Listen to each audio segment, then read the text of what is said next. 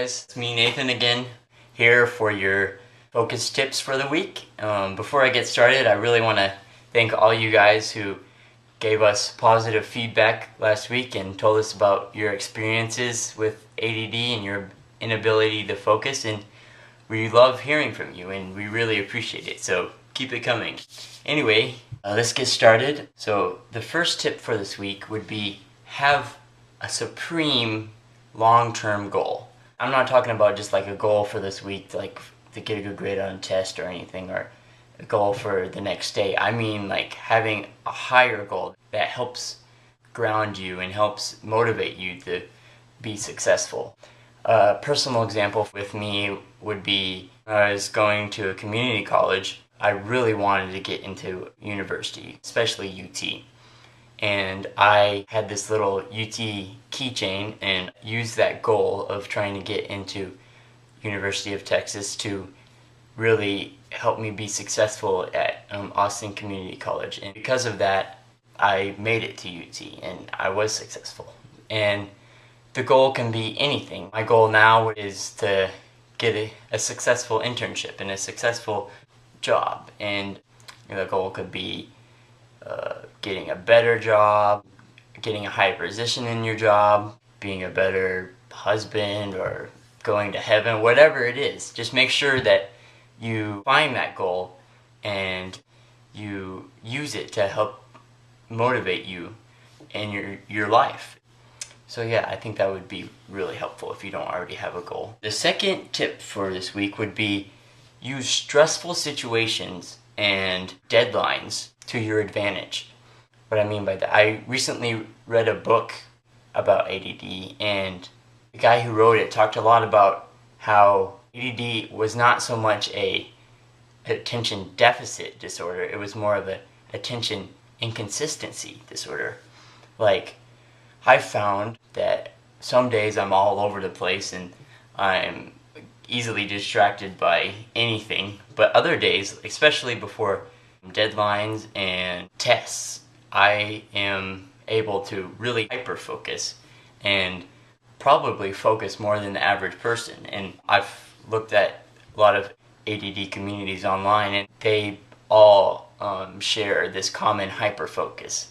So yeah, recognize that you have the ability to hyper-focus and use it to your advantage. And I'm not saying don't wait till the day before to study for your test, but just recognize it, and I think by doing that it will be helpful for you. And then for the third tip, this kind of goes hand in hand with the second tip, is I've found that on days when I just can't get anything done and I'm really scatterbrained and I always get distracted by something, and it's usually when I'm at my house, that I found that if I watch a really intense movie or a really intense show like Breaking Bad or something, that I watch it for 15 minutes and then I stop it and I start working on whatever I need to work on or whatever I need to study on. And I found that I can get a lot of things done by doing that, especially when I'm in a ADD mood or whatever, because I'm focused in on the show, and then that focus bleeds into my whatever I'm working on. So give it a try. It might not work for everybody, but at least give it a try. It might be very successful for you. And the fourth tip would be get an ADD coach.